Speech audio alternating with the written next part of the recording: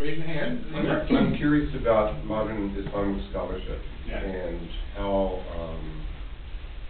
if people who see the beauty in Islam are resisting those who see the power in Islam. Mm-hmm. Well, I will have to say that over the last 250 years, and partially due to colonialism, that a lot of this political development has come from that time frame.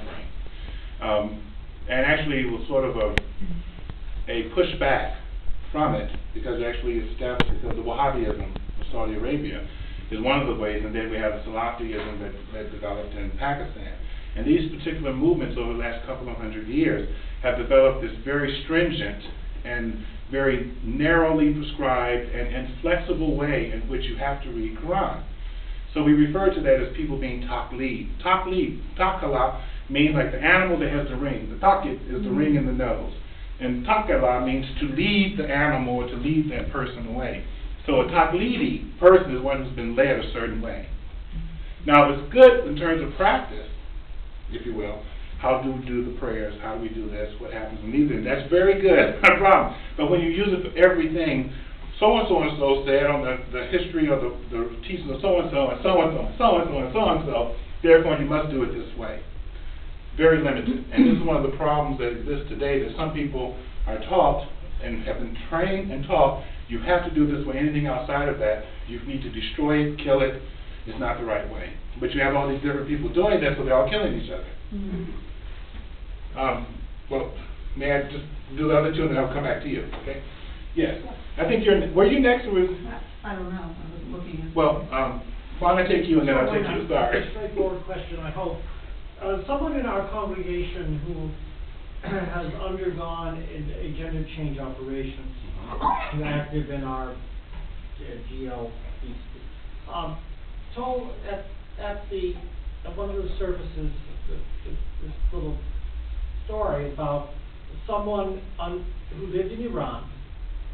I think she was just started as a she, but she had male attributes, and she beseeched the Ayatollah Khomeini for a fatwa allowing her to have a gender change operation.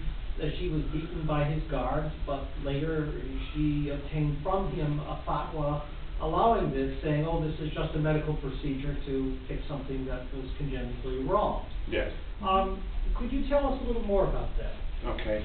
Well, in the process that was done, and I've read history about it too, so I'm not fully aware of everything involved in it.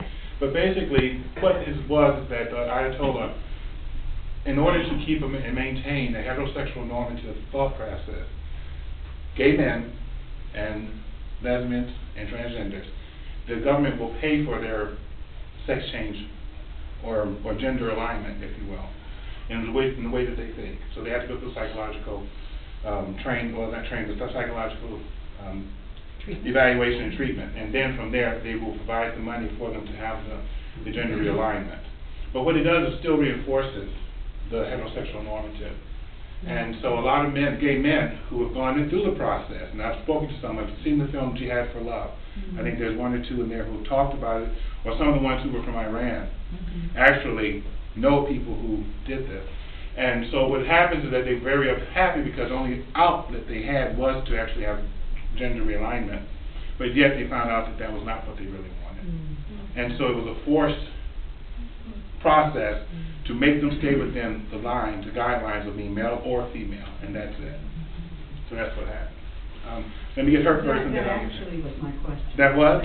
Oh, okay, great. Oh, you're next. Yeah. Okay. This is general, and we're sort of limited by what we read about in the news. Those of us who don't travel a lot, don't go to the Middle East, don't go to Iran, don't go to different parts of the world where Islam is practiced. Yes. And I'm curious. You're someone who's traveled.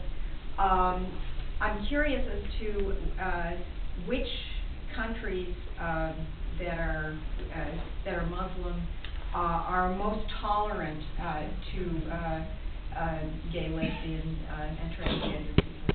I would have to say all of them are. Yes, and why I say that is because the people I've met in these various places, I've met queer Muslims all over the world, but it's their ability to be public or not.